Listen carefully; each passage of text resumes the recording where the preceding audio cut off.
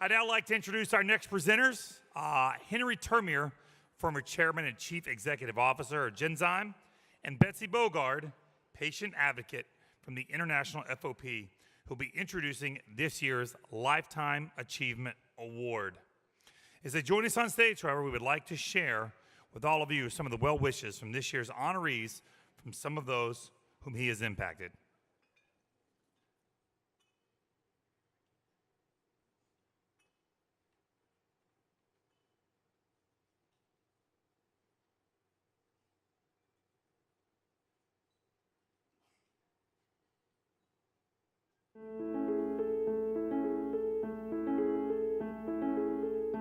I've known Phil for 2 years, which isn't a long time in the context of a Lifetime Achievement Award, but it doesn't take long to see the wonder of Phil.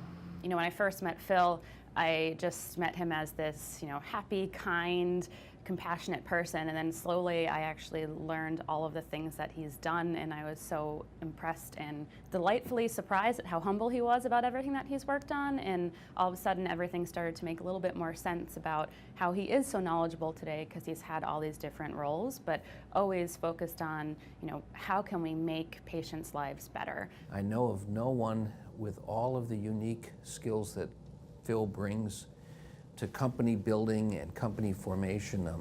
Just a superb physician, a superb doctor, a very unique lawyer, a geneticist, a medical ethicist.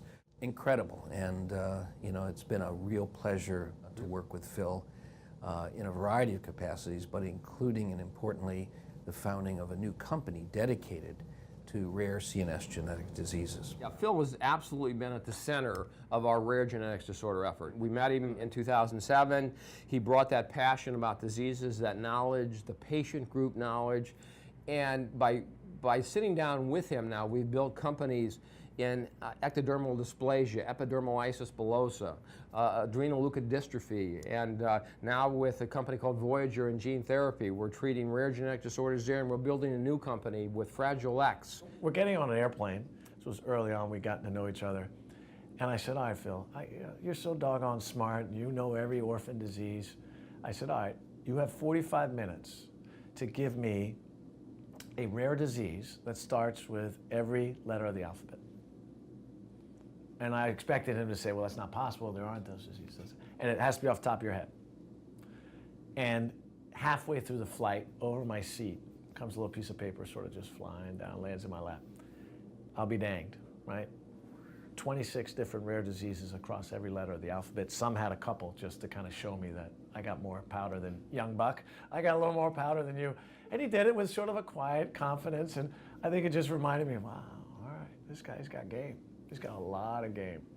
One word, plus a few others, that I would use to describe Phil is that he's a humanitarian who has the intellectual ability and curiosity to meaningfully change people's lives. Probably resolute. He has a mission, and that's what he's going to do. Clinician. Above all venture, leadership, he's a clinician. And clinicians love patients. I always thought the clinicians that love patients the most were pediatricians, until I met Phil. He's dedicated, he's kind, he's a gentleman, he's very bright, he's resourceful. I could just keep going, but the one word I kept coming back to was inspiring, okay? So that's what he's done for me, all right? He inspires me to be better, do better, think better. I mean, there's so much, when I'm around him, I just feel great. I first met Phil almost 10 years ago in Boston. I was introduced to him by Mark Levin, and we spent a few hours together talking about Rett syndrome, a disease that's very close to my heart, as my 19-year-old daughter was diagnosed with Rett at the age of 2. And at every one of those interactions that I've had with Phil, he brings, I think the first thing I would say is he brings compassion. He's always very patient-centered, of course, being a physician at heart. He's, I think, thinks always about the patient first. I think Phil embodies the spirit and the values that the award is meant to recognize. As you know, I've had the privilege of working with Henri for over 30 years in many different contexts, and still a friend today. And I think that the same values that Henri brought to Genzyme, the passion, the sense of responsibility for patients, the sense of changing the world, of taking on things that people felt were impossible, and having the passion, and the conviction to say we are not going to let anything stop us in the service of achieving this objective because it's so important.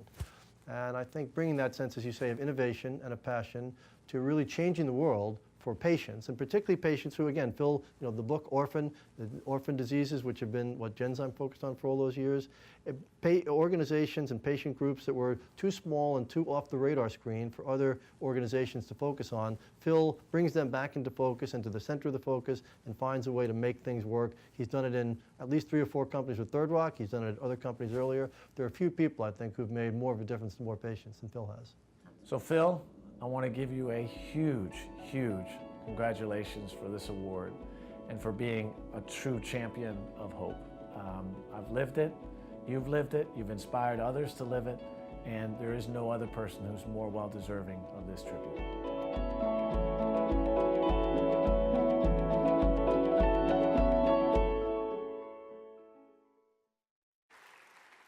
Ladies and gentlemen, a warm Global Genes welcome for Henri Termeer and Betsy Bogard.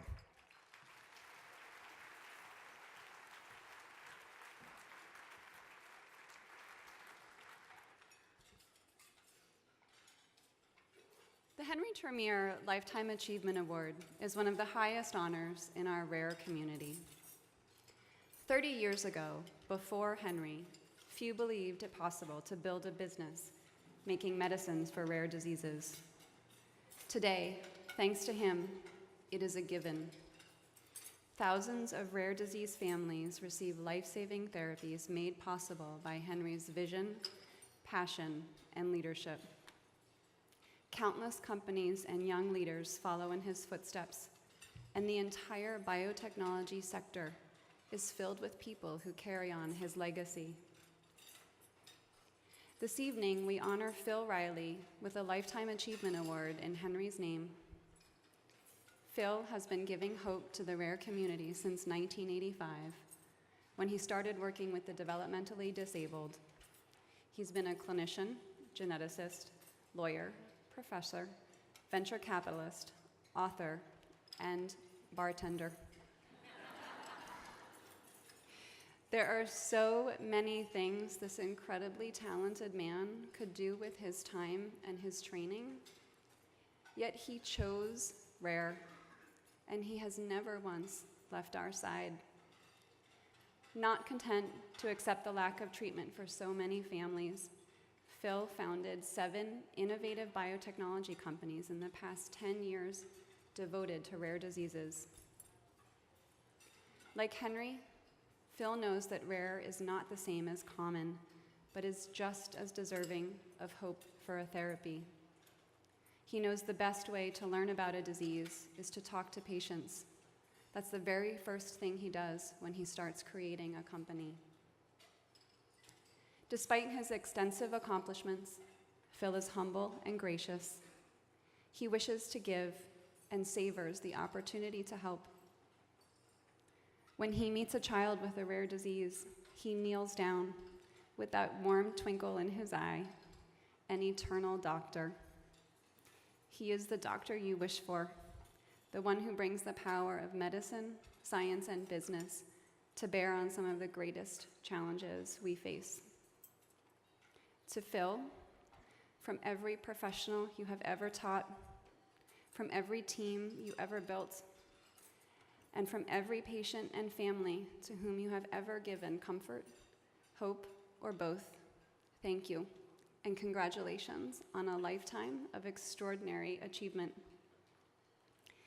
It is my great honor now to introduce Henri Termeer.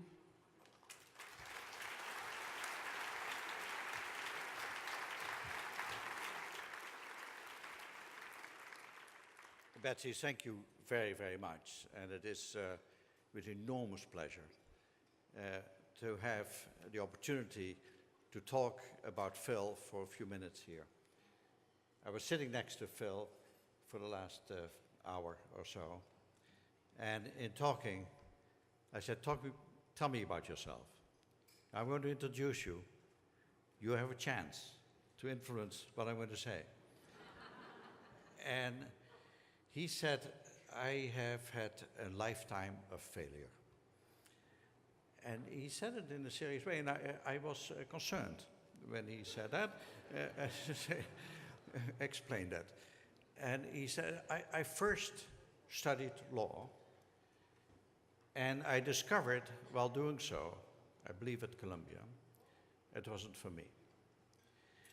And then became a geneticist, and he discovered while doing so that he loved it, that he loved genetics. He loved medicine. He loved that whole area of genetics. But he had to become a doctor too. So then he studied medicine. He applied to 3 schools, got rejected. I think he got rejected at Harvard 3 times, but he did get accepted at Yale. Extraordinary lessons there. That is for another evening. But this person then goes on to become a very important clinical physician, taking care of very complex situations that have in the beginning maybe not that much to do with genetics. But eventually he gets into the genetic area and then starts to understand something. This man is a student. He learns all the time, and he knows he needs to learn more because he wants to do the best he can to make a big difference, not a small difference. And in learning what he did, he started to think about how can I influence activities that sustainably create possibilities to come up with therapies for complex genetic diseases and other diseases, orphan diseases. And he developed this interest that Nick Lashley on the video recalled, where he learned pretty much so many hundreds and thousands of genetic diseases because he studied them. He didn't take for granted what he knew. This is a very smart man. He didn't take for granted that his gut would guide him in the right way. He studied these diseases. And then in a third career at Third Rock, one of the very best, really top-notch venture funds in this country, in the world, started to create companies. And these companies are starting to change the world. And it is this career that kind of follows what's happening in our world. The world that has created the energy for us to sit in this room with such a much larger number than we were here 5 or 6 years ago. There is a tremendous amount of momentum going on in the area of orphan diseases, rare diseases. And it comes because we know more. We've always been very, very impacted by the negative effect of not being able to do something about a horrible disease. And we're starting to see possibilities increasingly in this very fragmented world of making a difference, changing therapies, creating therapies. And there are many examples in this room and many examples around the world that is showing this. This becomes possible, and the momentum that this is creating becomes realistic in terms of thinking about this in positive outcomes because of people like Phil. Without people studying this phenomenon, without people understanding what the possibilities are and are becoming, we do not know that today the possibilities around gene therapy are quite different than 30 years ago when at Genzyme we tried numerous trials in gene therapy. It didn't work, it didn't want to work. It wasn't ripe, it wasn't ready. But possibilities of gene therapy are getting more ready today. And it is a very broad front. and almost inevitably how we deal with this whole broad field that we've chosen for ourselves, and where we have to make true progress, because we can create true human solutions that help families, that help individuals, and that create true fantastic economic outcomes in terms of what the results are, and the learnings that we can also do in rare diseases that maybe apply to broader-based diseases. This moment is extraordinary. We will remember this moment for years to come. It is I feel personally enormously privileged to have been associated with it, to work in it, and to also continuously still learn. I am a layman. I'm not like Phil. I'm not burdened by knowledge as a result. But I love this field. And I admire people like Phil. And I specifically admire Phil Reilly. So it is my great honor to hand him the Lifetime Achievement Award.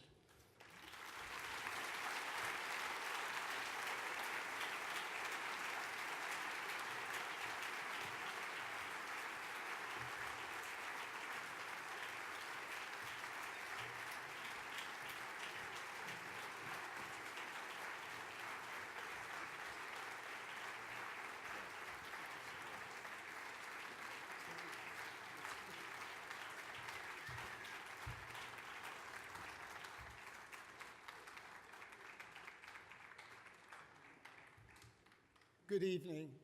It's really a great honor to be here with you.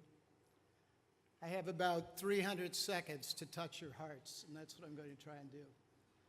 The first and most important thing I'd like to do is share this award with my wife, Nancy, who's in the room and who has, for 35 years, been a wonderful companion and has put up with my foibles and my failures, which are many. I must note that it's a dubious moment when one hears that one has gotten a Lifetime Achievement Award. One wonders what kind of signal is in that. But whatever concern I had is more than overpowered by the extraordinary honor of receiving an award named after Henri Termeer, who has done so much for the field that you are so concerned about, and who really made the impossible look doable. So, Henri, thank you so much.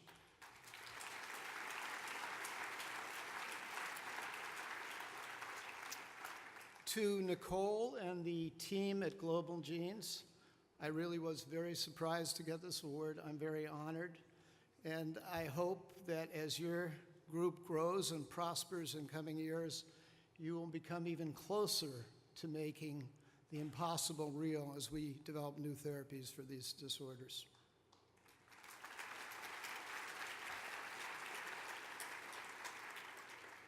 So if there's one thing I want to do for you this evening, it is to prove to you that hope is not a mirage. It is a very real thing that can translate dreams into realities. There are people in this room who some of you know and many of you don't know, who are far greater scientists and clinicians than I've ever been, and who have played extraordinary roles in conquering some disorders. I thank them, and you know, in a moment like this, when you've been in the field for 30, 35 years, you look around a room and suddenly there are ghosts dancing around the skylights. Men and women who played fundamental roles in the early days of genetics, who it seems like only yesterday I was learning from them. Many now go on, but you know, this field of genetics, human genetics, really was in its infancy after World War II. We have come so far in half a century, it's unbelievable. I remember a time talking to mentors when the notion that you could read DNA was considered a complete fantasy. I would like to just tell you one or two stories, and that has to be so brief. Examples of situations that looked like they were utterly impossible to fix, that after a certain amount of time has passed, have turned horrible diseases into mild burdens that people carry with great ease. Some of you know phenylketonuria. 40, 50 years ago, it was a disease that caused profound developmental disabilities. And I can still remember, I'm old enough to remember this, talking to the parents of two 32-year-old twin girls who had untreated PKU, and I can still see myself standing in a corridor with them in a hospital, and the father saying to me, "I live a life of chronic sorrow." Now, these two women, born in 1961 or so, were among the last two women who did not experience the benefits of newborn screening that would identify them very early and lead to a dietary therapy to normalize their life. But think of the hurdles that had to be overcome. PKU affects about 1 in 12,000 live births. So we had to convince society that it was worth testing every baby in America to find the 1 in 12,000 who would benefit from a therapy.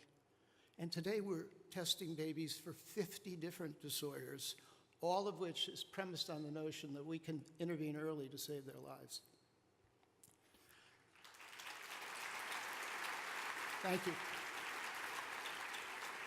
And it would take me 30 minutes to name all my heroes in the field of PKU and inborn errors of metabolism. There are many, most of them now gone. Just take another example, beta thalassemia, a rare blood disorder. Completely unknown in 1945, had a different name. And a young doctor with no training in genetics got interested in a patient. He was in Singapore doing his British military service, got interested in a patient who was brought to him who had a profound anemia. And during the rest of his lifetime, David Weatherall pioneered transfusion therapy, helped in the development of what's called iron chelation therapy, and most importantly, figured out ways to bring modern care to isolated villages in Sri Lanka. He's a hero. And, you know, beta thalassemia is not conquered yet, and PKU is not conquered yet, but the progress we have made should inspire all of you. I do not care how rare the disease is. With the tools that are emerging and that Henri alluded to, whole genome sequencing, the use of iPS cells, computational biology, mRNA biology, anybody who doesn't feel hope about rare diseases is really not paying attention to what's going on, I can assure you.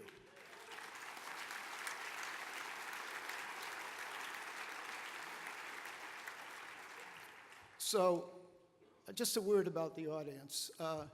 You have inspired me. I've talked to some of the young patients here, talked to many of the parents. I had the privilege of meeting many of you Thursday evening. What you do for me, after receiving this extraordinary honor, I can't wait to tell my daughter who preceded me on stage with the guitar. That would be a big impact, so I'm very happy about that. I will go back and redouble my efforts. I've always been interested in the ultra-rare disorders. We as a community, not just in this room, but all the people whose lives you touch, we must figure out new ways to help children with very rare disorders. Standard economic, regulatory, and commercial models are not going to do it. I fear the day, I hope it never occurs, when we actually know how to fix a disease, but we don't have the regulatory and commercial pathway to make it happen. We've got to make sure that we have innovative new ways to bring communities of ultra-rare patients together and to really leverage that power to make a difference. And I know you're with me on that. Thank you so much.